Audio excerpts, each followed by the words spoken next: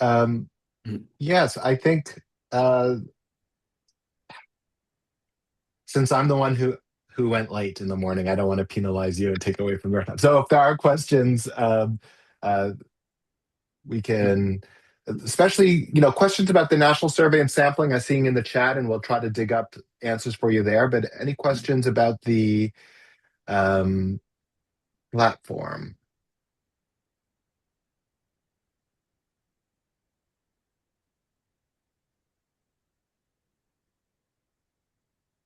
And maybe we'll just keep the ball rolling. And There's a few questions in the chat. yeah, I don't know if Kevin, you want to address them. There's a question about census subdivision levels, and that is something that we can answer right away. Yeah, sure. Yeah. I'll keep this brief because I want to move on. Thanks, Steve. But yeah, but the census subdivision is possible. That's one of the options for province CMA or CSD are the three levels that are available, as well as some of the rural areas that Steve mentioned in terms of how it's collected. It's actually there's like non-CMA areas of Ontario as a separate sort of spatial unit that exists.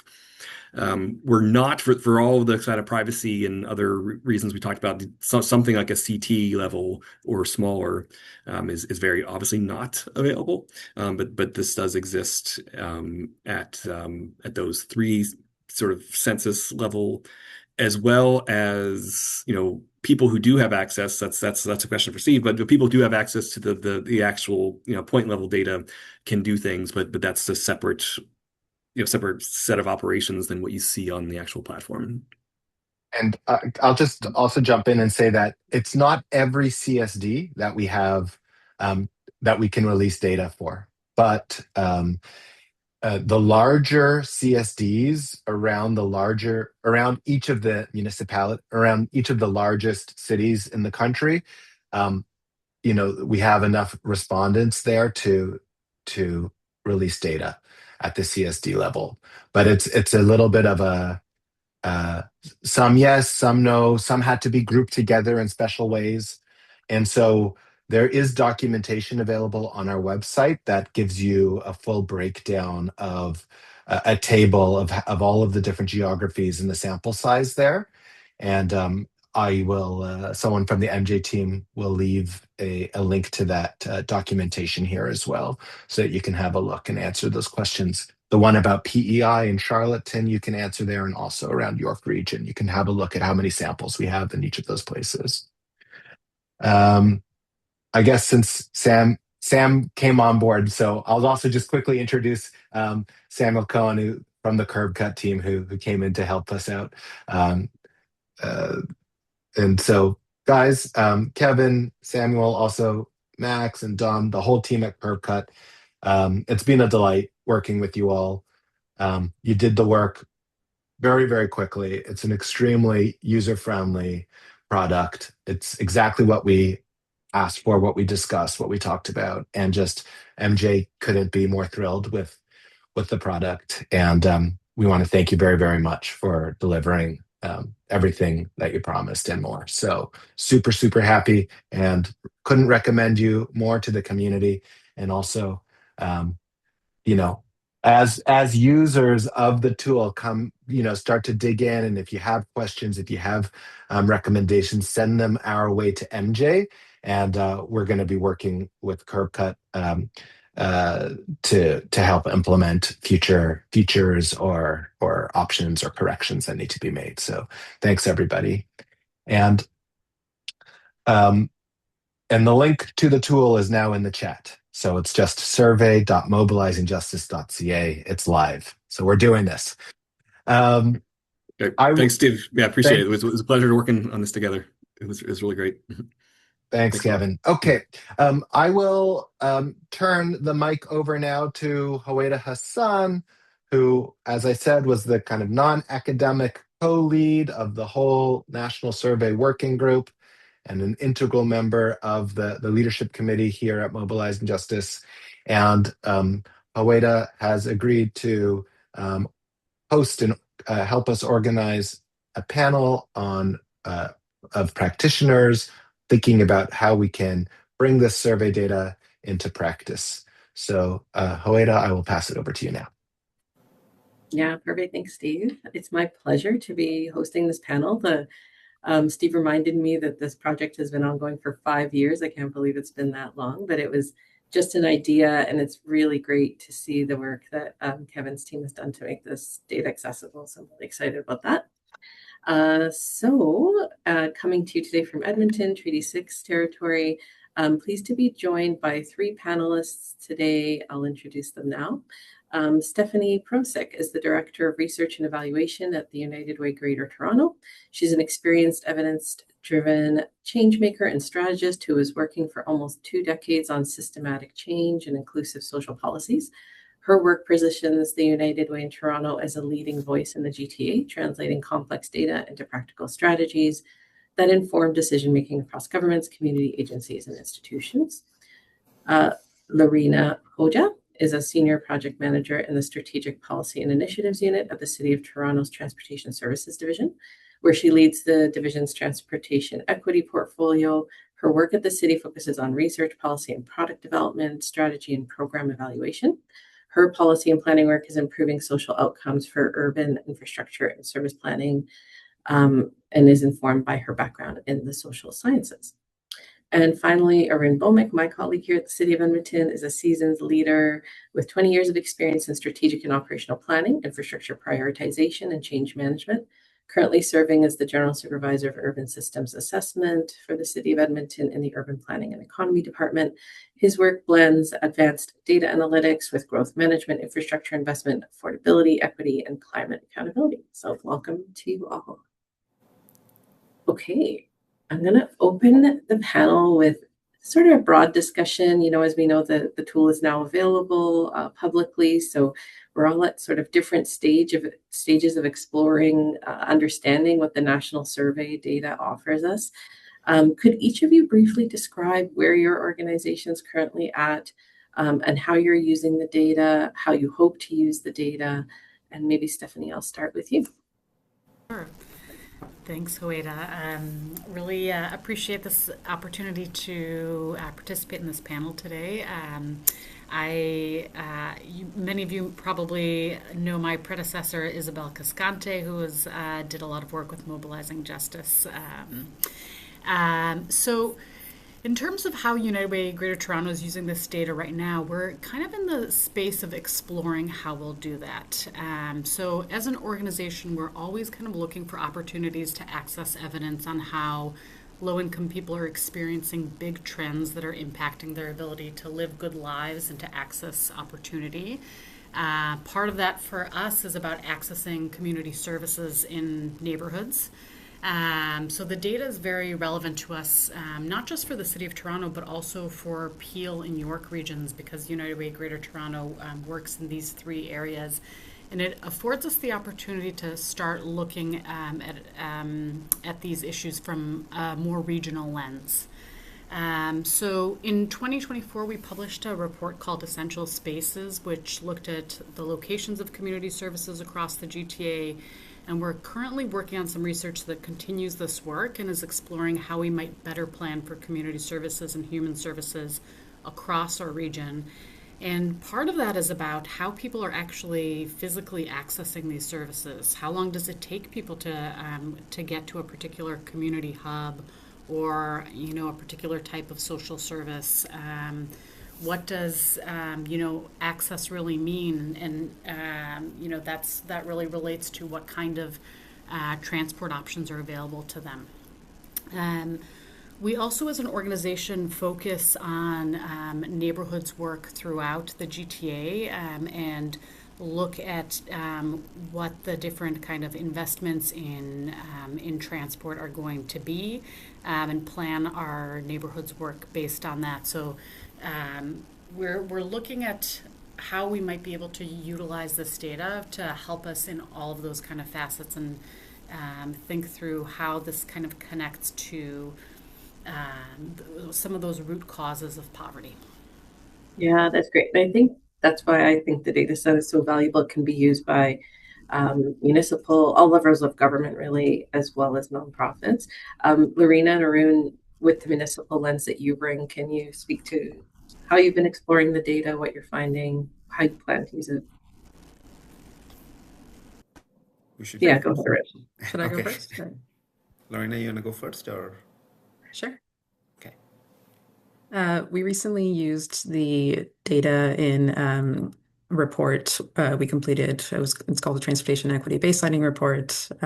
This report does a comprehensive analysis using area and population-based analytics on Toronto's existing conditions in areas that impact transportation equity. So these are things like access to transportation, access by different modes to different destinations, and then different barriers and burdens like climate vulnerability, accessibility, and affordability. So we used it specifically in our affordability chapter, and for that we compared responses from people that reported a household income under 60,000 to those that reported a household income of over 150,000 on a number of the question categories like forced mode choice, foregone opportunities, like the questions around missing commitments and declining employment and education.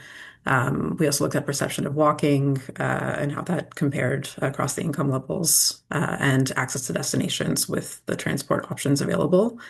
And we found a pretty consistent pattern that low-income households reported greater agreement with the negative outcomes, like feeling forced into certain modal choices and missing opportunities, and lower agreement with the positive assessments of their neighborhoods and their access conditions. And it was particularly pronounced with declining employment opportunities. I think the average for high-income households was 28, which is kind of disagree on the lower end of the scale. And then for low-income households, it was 50 in Toronto, which is quite a lot. So yeah, that was an interesting pattern to observe. I do think that we'll continue to explore other facets of the data. I think merging the kind of qualitative insights it provides with some of our quantitative data that we're more used to using can be really, really valuable for our strategic direction and for kind of storytelling for our more strategic projects. So that's, I think, where we're kind of headed in the near future. Yeah, thanks, Lorina. And what about you, Arun? I know maybe there hasn't been the opportunity to dig in quite yet, but what are you noticing or thinking about, even just based on what Kevin's presented and the tool and so on? Yeah, first of all, kudos to the MJ team. I think it's a Herculean effort launching this on a Canada-wide scale and being first in Canada. It's always been a challenge. Yeah, like from our side, I think we can be excited more. Luckily enough, we launched our own first continuous household travel survey in 2025, and we also included some of the similar questions that MJ included in our survey as well. And then I think it would be fascinating. We haven't got the our survey results or the samples back, but when we looked into the questions and the survey that between MJ and our survey, I think there are quite a few things that we have kind of chalked out.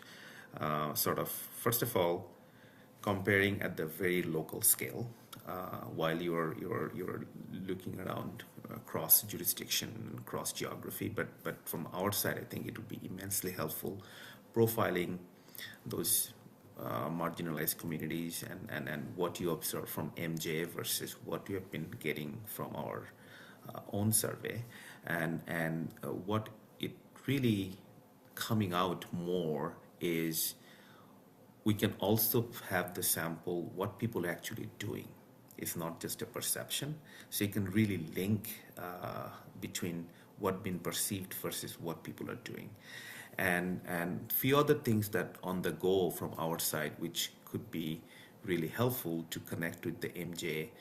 For example, our city plan, our city plan kind of as part of the monitoring, we're also looking into the 15-minute city and housing and transportation cost index. And few of the things that really coming along is when you're looking at the 15-minute city, we're really looking closely at the build form. what are the amenities, what the density of amenities and diversity of the amenities, and then with the MJ and the data that we're getting from the our own household travel survey would really give the leverage to expose the profiling of exposure to population, and you can really connect whether low income or certain types of demographic, that how they're exposed to the build form, and so it gives you really huge opportunity to see whether there are certain things and certain area of the city are somewhat different and how people are exposed to it. And at the same time, the household travel survey also gives the who are actually, how people are actually traveling, whether short distance trip by bike or transit and whatnot, and how all these other things that Lorina you were mentioning about missed opportunities and a barrier. So I think there are really fascinating opportunity, and getting the census data next year. So I think next year would be a huge thing for us, so that to really first time would be able to connect the build form, connect the exposure, and how are people are doing things, and these three things were never been connected. And once you do that, I think it'll give you a clear picture of the areas that you can influence, and moving forward to the solution. I think that it even further. But I think that's where we are now. But yeah, it's a great opportunity, and I'm really looking forward to it. Yeah. You mentioned the census. That's actually obviously a wealth of information in that data set, and being able to cross-reference those will be really interesting. Lorina, I want to go back to you about, you spoke a little bit about the use of the data already. It seems like you've sort of already started digging in. You spoke about some of the findings. Is there anything you're noticing that's really standing out to you, surprised you? Maybe some of what you've already seen isn't surprising. Is there something that is surprising you from what you've seen so far with the data? Oh, you're muted. Sorry. One thing that did actually surprise me, and this wasn't in our report, but I was just playing around with the platform a little bit, and I was comparing by ethnicity, and more so than even some of the other demographic layers, there was quite a disparity between respondents that identified as visible minorities and those that identified as white in a number of the different question categories. And generally, respondents that were visible minorities said that they felt forced to use different modes at a much greater rate than white respondents. I think for using, I wrote it in my notes here. Yeah, 34% said that they feel forced to own a car, while only 14% of white respondents did. And that kind of twofold, threefold difference was something that we were seeing. That's something that I was seeing a lot in a lot of the questions. But then counterintuitively, visible minority respondents were in greater agreement that driving public transit, cycling in their neighborhoods was safe, practical, reliable, etc., like the kind of positive assessments of your neighborhood.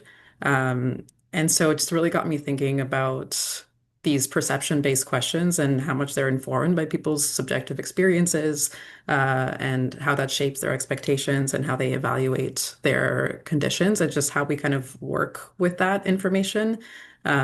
We had talked a bit about sort of the challenge of, the perception-based questions and the qualitative insights they provide are a major strength of this survey, because they're obviously filling a gap that we've had for a really long time in transportation.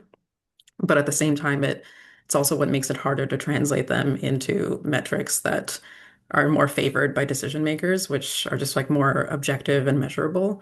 So that was one kind of really interesting and surprising finding. On the other hand, other things I wouldn't say have been super surprising, but still really interesting. Like, for example, in Toronto, we have about a 50% mode split for private vehicles. And I keep talking about the forced mode choice question just because I really appreciate that one. We haven't had that kind of question before. And I think it's just really interesting. And the median score for Torontonians on the survey for feeling forced to use a car was 51. And that, I think, tells us at the very least that people feel ambivalent about spending their days getting around by car and that there's appetite for mode shift. And it's really up to us to make those other modes more competitive and more attractive. And so I think there's a lot of things like that where like it's kind of confirming things that maybe we could have predicted about the kind of whole messy realm of human decision making that is behind a lot of the transportation outcomes that we see. And for the first time, giving us data to kind of point to and say, you know, we might see this outcome, but we can't conclude that just because we have this mode split, that's actually what people prefer. Maybe they prefer something different, and maybe that has implications for the kinds of investments that we make. Yeah, absolutely. Yeah, and it makes me think about the broader social system as well. And Stephanie, you touched on this and have experience with this. From your perspective, Stephanie, how does transportation affect the broader systems and people's ability to access employment, food, health, community services, just given also how much all orders of government invest in those social services and then ensuring that there's access to them? What are you noticing or thinking about when you're looking at this data? Yeah, you know, I was looking back at kind of United Way's history of working on these issues to think through how this is kind of relating to our current work. And there were two things that popped up for me. One was, you know, a very long time ago, 20 years ago, we did a study called Losing Ground. Losing Ground.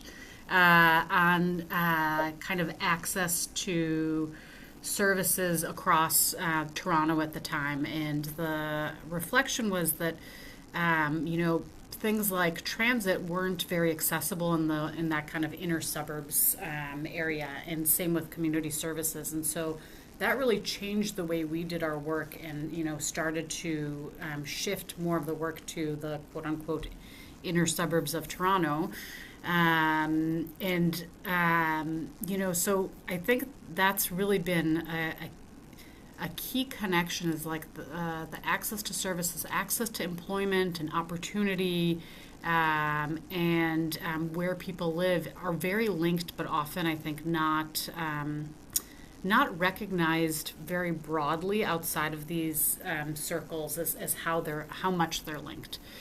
The other thing that, you know, I was reflecting on is United Way chairs the Peel Poverty Reduction Committee with the region of Peel, and through that committee there was a pilot done in 2014-2015 on transit accessibility. And so the pilot was sponsored by the region of Peel and My Way in Mississauga. And it supported about 250 people who were receiving social assistance. As a result of this pilot, participants had improved access to employment, education, food, recreational, and medical services. So we actually have, you know, tangible data from how a policy was shifted based on this recognition of transport poverty. And fortunately, that program became permanent in both Brampton and Mississauga in 2018. And so now eligible applicants can receive a 50% discount on their local monthly transit passes. So, you know, when I'm thinking about how these pieces are linked, I think that I'm thinking about how much we need to think about this as a root cause of poverty, and really kind of get that onto the policy agenda of decision makers to recognize this, which I think, Lorina, you very much are indicating that this is on the agenda in the city of Toronto. But there's certainly more work to be done broadly, I'd say.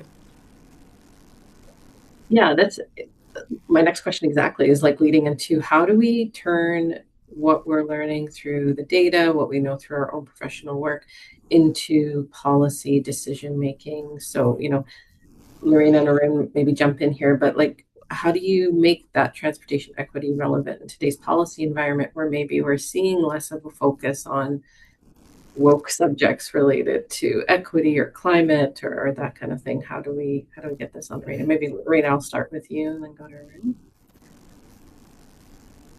Did you say me? Sure. Oh, sorry. Okay. Sorry, did you say start with me or? No, no. Yeah, go ahead. Yeah. Okay. I think one of my major hopes with this survey was that it would actually bring more attention to this issue of transport poverty at the federal level in a way that could trickle down to other levels of government, because I really don't think that there's quite enough attention on it across Canada, especially given what we know about where things are trending. You know, car ownership is only going to become more expensive. Many of our communities are still quite car dependent. And then the cost of living feels more burdensome every year, and transportation competes with food as the second highest expense in household budgets in Canada.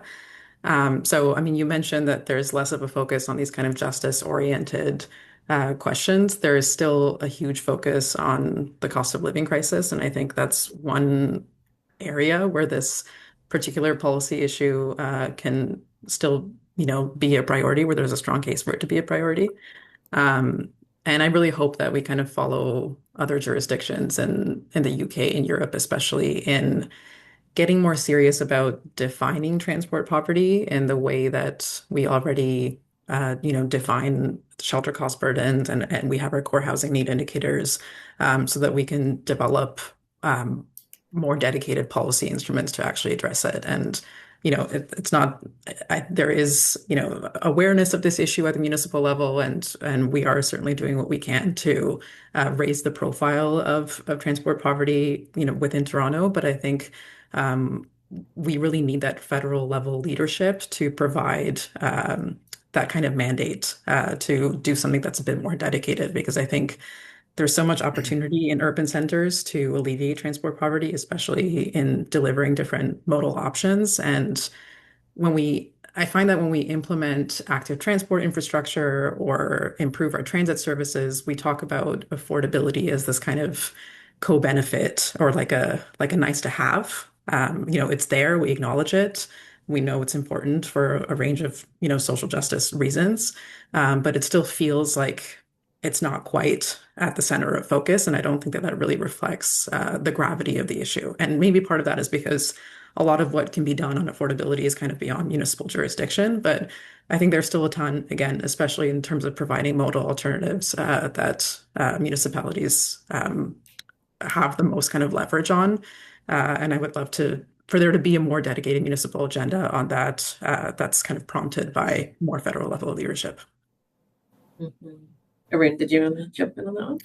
Yeah, for sure.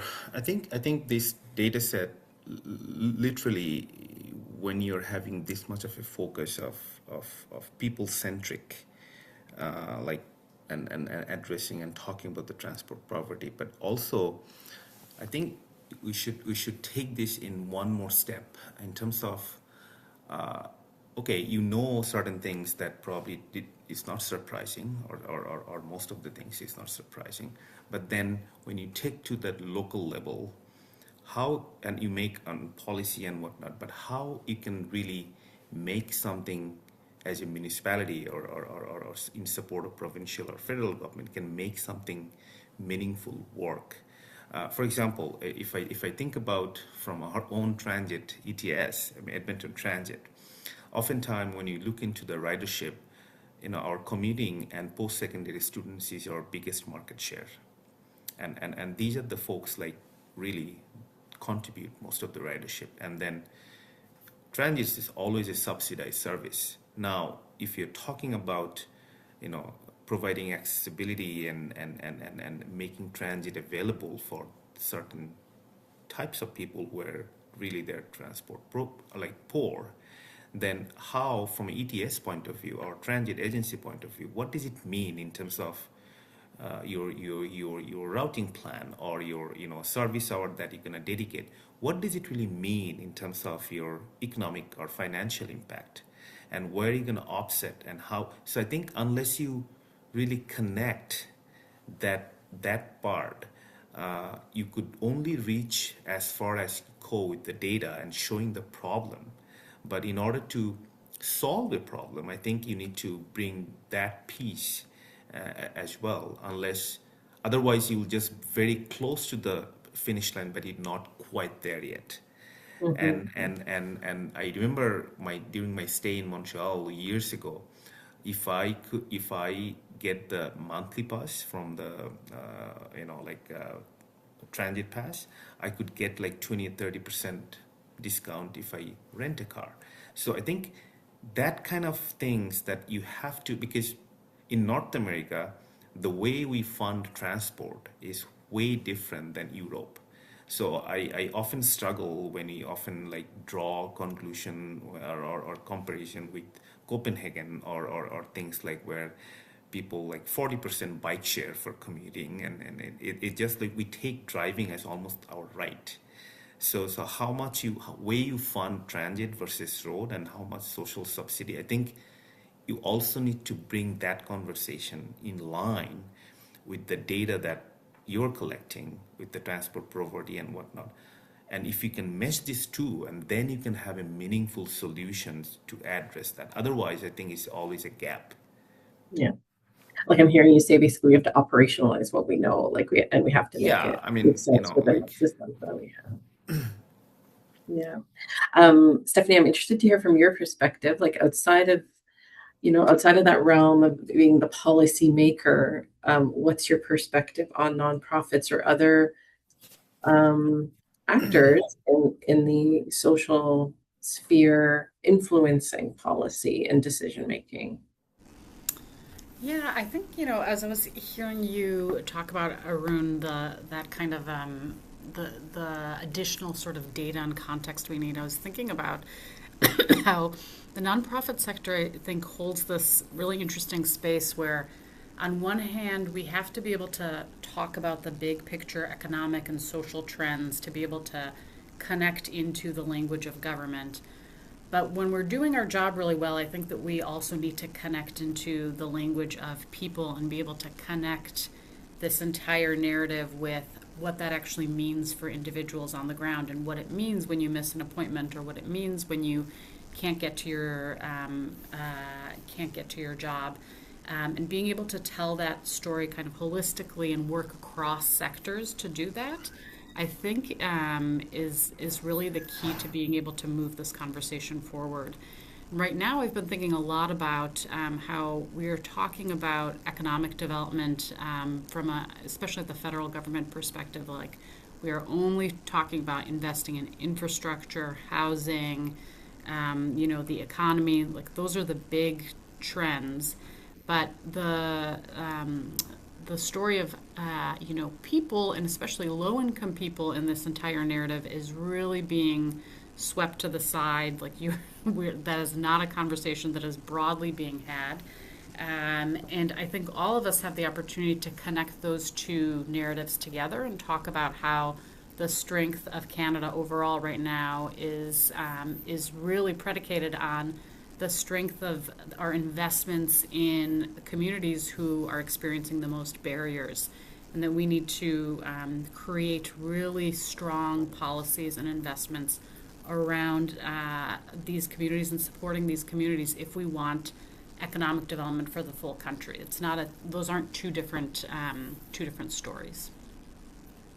Yeah, the focus is so much right now on infrastructure, housing, of course, being linked to transportation, but that link is not being made currently, that I'm seeing, at least in the conversation. Yeah, that's a good point.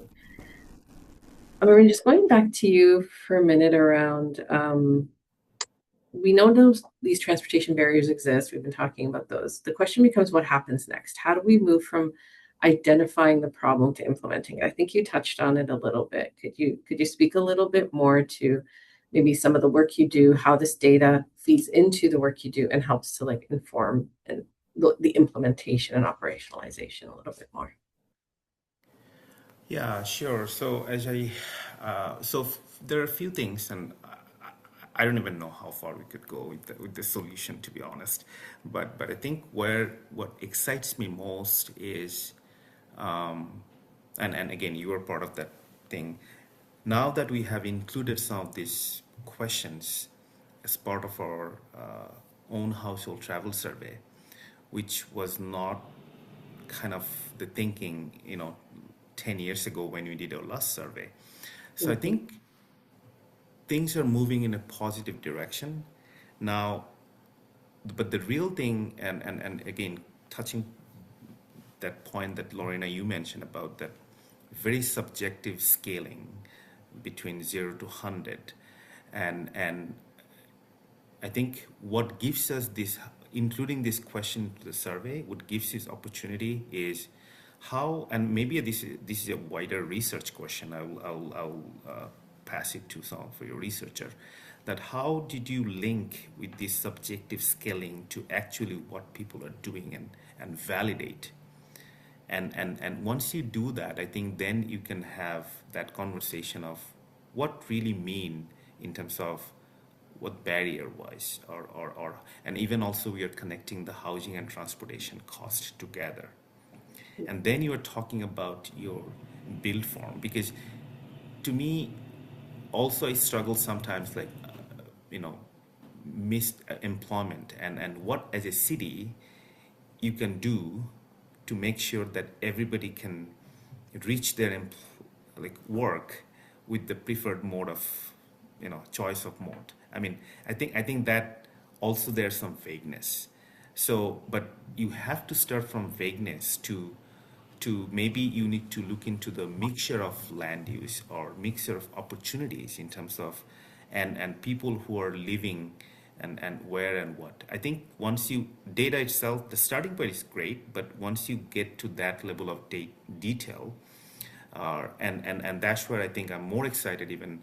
And I don't know the frequency of the MJ, but from our side, we are making it continuous survey so that you're not getting the data from a snapshot of time, rather you're getting the data from a continuous, and you're also looking into your local zoning, what kind of permits been allowed or been built and whatnot.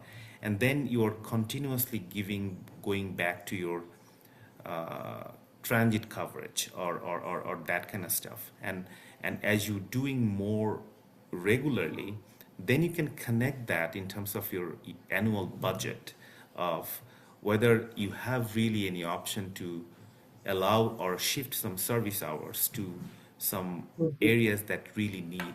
I think that's how you should start, so that you're really getting from really connecting the people-centric problem with your infrastructure-centric funding. And that's where I think the best way to go. Otherwise, there will be always a gap. And I'm not sure if I answered the questions, but no, you got at it for sure, because that was what we were thinking about when we were developing the survey. Is we wanted to influence policy, but also wanted to influence where infrastructure investment is made, because we know that obviously influences how people experience the transportation system. So I guess that runs into my next question then a little bit. I'll start with you, Lorina, and get Arun and maybe Stephanie if you'd like to weigh in as well. But could this eventually become something bigger? So, for example, is there like a national indicator or a common measure of transport poverty that decision makers immediately understand? Is there a way even to link it to other indicators? Like I feel like through this conversation, I'm feeling like we're talking about, transportation is economic development. It helps people to get to jobs. It is a way to uplift people from poverty. It impacts other indicators that politicians, decision makers will also be interested in. How do we start getting to a point where we have a national indicator of some sort? There's easy ways that people can understand percent of people that are below a certain income. How can we turn transportation into something, an indicator from this survey data, into something that can be used as effectively to communicate a message? I'll start with you, Lorina, maybe, and then others. Yeah, I would certainly love that. I think it could be approached in a similar way to how we approach core housing need right now. There's, I think, 3 metrics that go into core housing need, which is the cost of the shelter, whether it's overcrowded, so unsuitable housing, and then whether it's in need of major repairs. And if you've fit one or more of those criteria, you are considered to be in core housing need. I think we could have something similar with transportation with data that we already have. I know the EU Commission recently published a report on transport poverty, just getting at this question in particular of defining and measuring it. And they were looking at three factors as well. They were looking at affordability, accessibility, so where you can get to with the transport options available near your home, and availability. Are there transport options near your home? Um, and over the last 5, 10 years, we've really become more sophisticated, like as a sector, in measuring all of these things. I think there just hasn't been the higher level policy framing to create something like an indicator of transport poverty. But I could see us having something like that where we, for example, like there's no standard right now for how much you should be spending on transport, for like what is the reasonable amount to spend on transport in your household budget.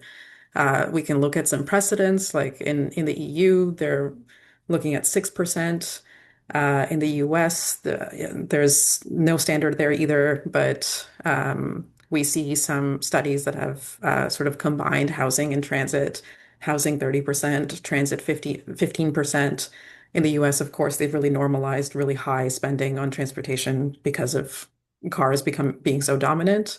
Canada might fall somewhere in between those things, maybe something like 10%. But yeah, I really think that we need to be having those conversations, because it does strike me as really overdue that we define something like what does it mean to be able to afford the transportation that you have. Um, and I don't know, I mean, I was also thinking about whether some of these perception-based questions could come into an indicator like that, could be incorporated. I'm not sure that they could, and I think maybe that's fine because they serve a different purpose, which is really to fill this gap in storytelling that we have across many of our cities. And I think um, whoever's watching that's at the City of Toronto or a resident of the City of Toronto would maybe agree with me here that we there's a bit of a gap in sort of visioning and telling a broader story of how people are experiencing our mobility system, that I think a lot of these perception-based questions help answer. And they can, be combined with that quantitative data that can help us sort of define specific groups in new and interesting ways. It's not a knock on those kind of questions that they aren't immediately translatable into that kind of metric. Right. Arun, I know you've been doing some work, or we've been trying to think of how do we do this kind of work at the City of Edmonton, where we talk about, we've been asked by our governors, like, well, it's not just the housing cost, there's a transportation piece and they're linked. And maybe you could speak to a bit of that, like building on what Lorina was saying. Yeah, so we'll be looking at that we call HNT index, housing and transportation cost index, basically the amount of money a household spends on housing and transportation as part of their gross household income. To Lorina, you're right. I mean, it's a 30% and then 20% ish, kind of like, as long as you're hovering around 45%. I think that's kind of the. So we are looking into it. We'll basically with the census data more available. Again, Stats Canada released something, and we are in touch with HICC about that. I'm not the best believer that the way they're using the transportation cost from the survey of household spending that truly reflects the cost of transportation. We'll be just using our household travel survey data and amount of money people spend on either transit, rideshare, fuel, and all other things. So we'll be looking into that more and having more robust. Again, we can only do it for our own jurisdiction. I'm not sure if that can be expanded to across the all jurisdiction across the country, because it really depends on how you're doing your household travel survey and whatnot. So that is one thing. But other thing I think like it could be interesting is when you're measuring this cost across many cities, the perception of congestion in Toronto and Vancouver may not be or way different than perception of congestion in Edmonton.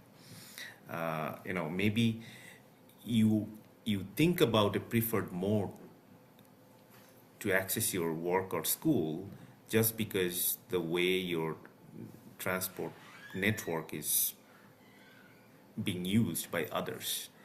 In Edmonton, we are probably lucky enough that we don't probably feel that way. So sometimes that also force people or may force people of how they prefer preferred mode of transport. And unless you pick those kind of very much behind the scene factors is always a struggle, looking at that scaling of perception. So I think maybe that is a more of a research question, but also I think somehow, if we can normalize, like, even the value of time, if it gets wasted in Toronto versus Edmonton, unless you can normalize those as part of your using your survey data and whatnot, and then if you can come with the standard matrix, I think that gonna give you better picture, rather just spending 10 minutes in Toronto traffic versus 10 minutes in Edmonton traffic is not the same thing. So I think that kind of things that maybe could think about, and so that when you compare cities, you're really comparing with the right scale, and the living cost and other things also a factor that could weigh your choice of housing and transportation. Stephanie, did you want to weigh in here at all, like from the perspective of folks that use the transportation system and what you hear? Yeah, I think, the thing that it was coming to mind for me was this was the idea of sort of working poverty and how that term has kind of gotten on the onto the agenda. But I think that people have that term has resonated with people because people have they have an initial belief that if you work, you should not be in poverty. So it kind of clicks for people. Whereas I think this idea of, like, does everybody have to have a right to transit to be able to get to their jobs, or a right to be able to access things? I don't think that, again, that like the broader population has this totally that clicks for everybody always. And so I feel like in order to get to that, to those kinds of definitions that like will quickly resonate with people and be able to make some movement in the long term, I think we have to like really work on that foundation and that education piece. Yeah. Well, thank you. I think we're at time. I did have a closing question. Steve, would you be okay if I asked the closing question, or do you want us to? I think we have to choose. You can either do the closing question, or we can see if someone in the audience wants to jump in with a question. Oh, sure. I'll leave it up to you, Steve. But No, I leave it up. No, I leave it up to you. Leave it up to you. Yeah, well, yeah. I really like the closing question, so I kind of. So for folks who want to ask a question of the panelists or respond, please feel free to use the chat. And I see that there is a question. Oh, a comment. Yavuz, if you want to figure out how to turn your comment into a question, we'd like to answer it. And otherwise, so Howaida, why don't you finish it off with your closing? Yeah, and maybe this is me being a little selfish, just working in policy work and municipal government. But if decision makers left in this room remembering one message from this work, what would you want it to be? What do you think is an important thing for them to think about as they continue their work as decision makers? Start with Lorina.